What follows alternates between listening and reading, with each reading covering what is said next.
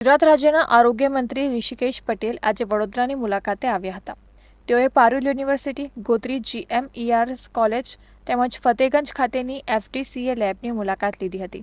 આ પ્રસંગે મંત્રી ઋષિકેશ પટેલે પત્રકારો સાથેની વાતચીતમાં જણાવ્યું હતું કે HMPV વાયરસ નવો નથી.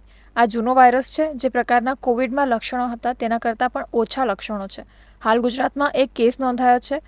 RT-PCRની વ્યવસ્થા કરવામાં આવી છે.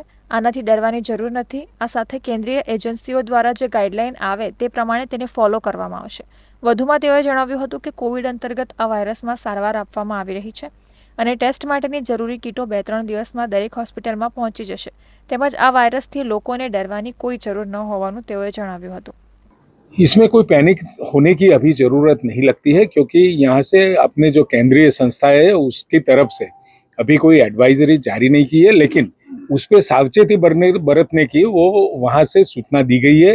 अभी ट्रेसिंग का कोई सवाल नहीं है, लेकिन टेस्टिंग के लिए अवेलेबल जितनी भी अपनी हॉस्पिटल्स है, जो RT-PCR के मशीन से वहाँ पर उसकी अलग से किट आती है, वो किट सभी हॉस्पिटल को परचेज करने के लिए भी बोल दिया गया है कि कहाँ पर भी ऐसे कोई भी शंकास्पद केस मालूम हो तो तुरंत ही उसका टेस्टिंग हो सके.